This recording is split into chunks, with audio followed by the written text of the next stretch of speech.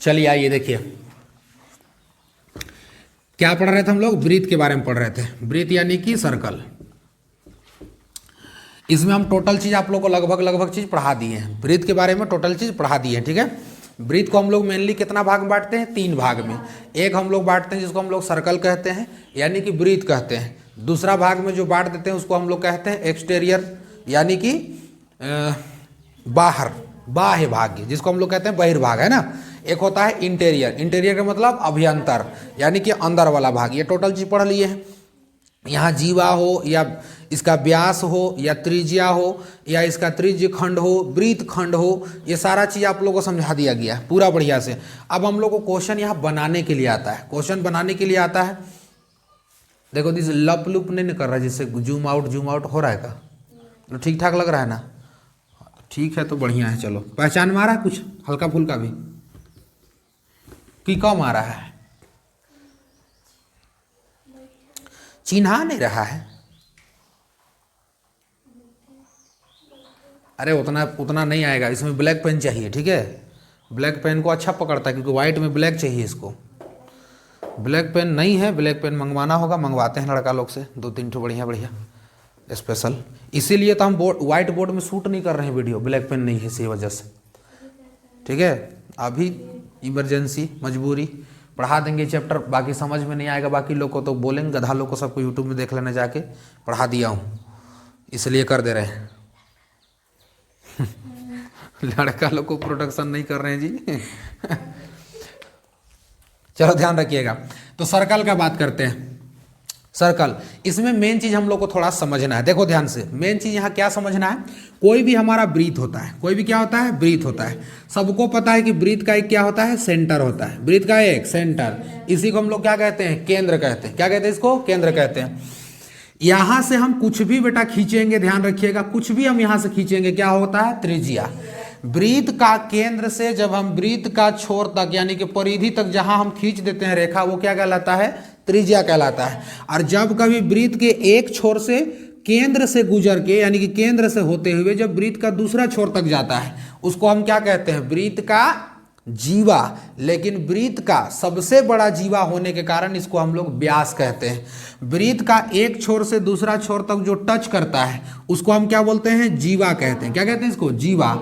लेकिन जब कभी यही जीवा ये एक छोर से यहां से टच करता हुआ केंद्र को ढकेल के एकदम पार हो जाएगा, यानी कि केंद्र को छेदते हुए पार हो जाएगा एक छोर से दूसरा छोर, तो ये भी एक जीवा है। लेकिन ब्रीथ का सबसे बड़ा जीवा है, इसलिए इस ब्रीथ का सबसे बड़ा जीवा को हम क्या कहते हैं, व्यास कहते हैं। क्या कहते हैं इसको, है व्यास कहते हैं। अब समझो ध्यान से, यहाँ पे इस फिगर को बनाने का मकसद यही है कि थोड़ा सा इसमें हम लोग चीज को समझेंगे, ठीक है। देखो ध्यान से, उसके बाद क्वेश्चन आपको ऐसे ही बनने लगेगा सारा चीज। देखिए समझिएगा, जब भी कभी हम ध्यान रखते हैं यानी कि हमारा ब्रीथ होता है, तो ब्रीथ का अगर हम एक सेंटर यानी कि एक त्रिज्या यहाँ खींच दिए त्रिज्या यहाँ से।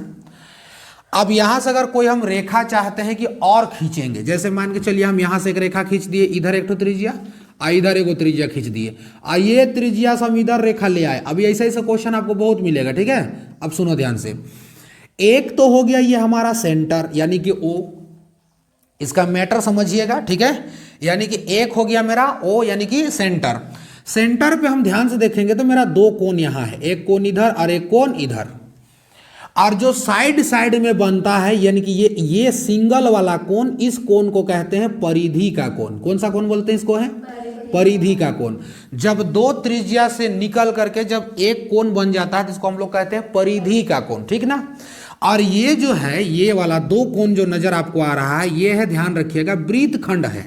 समझ में आ रहा है, ये ब्रीथ खंड का कोण, और ये कोण दोनों का दोनों आपस में बराबर होते हैं। जब भी ब्रीथ खंड पर बना कोण होता है, अगर ये 20 डिग्री होगा तो ये भी कितना डिग्री होगा, 20 डिग्री होगा। अगर ये 50 डिग्री होगा तो ये भी 50 डिग्री, 60 होगा तो 60 होगा। समझ में आ रहा है, हमेशा ब्रीथ खंड पर बने कोण जो होते हैं वो आपस में बराबर होते हैं। तो हमेशा ध्यान रखिएगा, ये वाला कोण और ये वाला कोण दोनों आपस में क्या होगा, इक्वल होगा, बराबर होगा। लेकिन यहाँ मेन समझना क्या है सर, मेन यहाँ खेल है केंद्र का। किसका, केंद्र का। और मेन खेल है परिधि का। किसका खेल है, परिधि का। अब केंद्र का जो एंगल होता है, जितना एंगल केंद्र पे बनेगा उसका जस्ट आधा परिधि पर बनता है।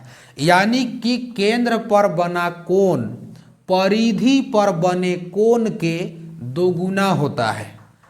केंद्र पर बना कोण परिधि पर बना कोण का दोगुना होता है। मतलब जितना परिधि होगा उससे दोगुना कोण होगा, केंद्र होगा। समझ में आ रहा है? अभी तुरंत समझ में आ जाएगा। और परिधि पर बना कोण केंद्र पर बने कोण का आधा होता है। इसको दो तरीके से बोल सकते हैं जी, बताइए। दुगुना कोण केंद्र वाला, आधा कोण परिधि। अब समझो इधर, अगर हम कहते हैं, अभी क्वेश्चन आएगा आप लोग का, अगर हम कहते हैं बेटा ये 50 डिग्री का कोण है और ये है कितना डिग्री का, 30 डिग्री का कोण है, दोनों कोण निकल गया, तो बताइए टोटल केंद्र का कोण कितना हो गया, 80 डिग्री। टोटल जो केंद्र का कोण हुआ कितना हो गया, 80 डिग्री, यानी कि 80 डिग्री हो गया ना जी।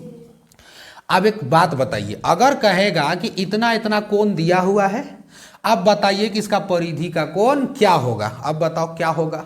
तो 80 डिग्री जब केंद्र में मान ले भैया, तो कितना बनतो ही, सिंपल आधा, बिना कहे पूछे आधा, क्योंकि ये नियम है। परिधि पर जो कोण बनेगा, जितना भी होगा केंद्र पर कोण, उस कोण का हमेशा आधा बनेगा। तो बताइए आधा का मतलब कै डिग्री, 40 डिग्री। आधा का मतलब कितना डिग्री, 40 डिग्री। जब भी कभी परिधि पर कोण बन जाता है तो वह केंद्र पर बनने वाले कोण का आधा होता है, और जब भी कभी केंद्र पर कोण बनता है तो परिधि पर बनने वाले कोण का दोगुना होता है। समझ में आ गया। और परिधि यानी कि वृत्त खंड पर बने जो एंगल होते हैं वो आपस में क्या होते हैं, बराबर। क्या होते हैं आपस में, बराबर।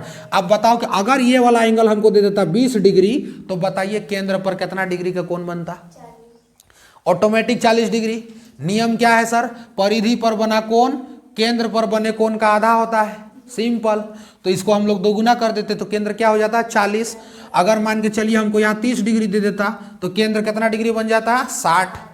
अगर परिधि में 30 डिग्री तो केंद्र में 60, अगर केंद्र में 60 तो परिधि में 30, अगर यहाँ 90 तो यहाँ 45, अगर यहाँ 45 तो यहाँ, हमेशा दिमाग रखना है। तो केंद्र खाली ये वाला अकेला थोड़ी हुआ, वो तो ये टोटल ना है, टोटल। तो वो टोटल लेंगे इसको, 50 और 30 80। और जब देख रहे हैं कि ये परिधि पूछ रहा है तो परिधि का कोण हमेशा इसका आधा, हमेशा इसका आधा। अब क्या करें, क्वेश्चन में चला जाए, समझना यही था हम लोग का। अब देखो ध्यान से, पहला क्वेश्चन आप लोग नोट किए होंगे, ठीक है। क्या लिखेंगे यहाँ पर, केंद्र पर बना कोण, केंद्र पर बना कोण, केंद्र पर बना कोण परिधि पर बने कोण का, परिधि पर बने कोण का, बताइए आधा की दोगुना, आधा की दोगुना, दोगुना। केंद्र का कोण कैसा होता है, दोगुना होता है। समझ में आ गया। लेकिन हमसे क्या पूछा है जी, हमसे क्या पूछा है, परिधि ना। तो परिधि निकालेंगे तो देखो इधर बराबर करेंगे दोनों को, परिधि ADC, देखो ध्यान से, इसलिए कोण ADC, ADC, ADC। तो बताइए सर, ये तो हो गया परिधि का कोण, और केंद्र का कोण AOC, कोण AOC। तो बताइए इस ये आधा दोगुना होता ये है, तो इसको निकालना है तो आधा करना पड़ेगा, डिवाइड कर देंगे, सिंपल। इसका मान कितना लाया था, 90 डिग्री। 2 से डिवाइड करो कितना आएगा, 45 डिग्री हो गया। कोई दिक्कत नहीं होगा, थोड़ा सा बस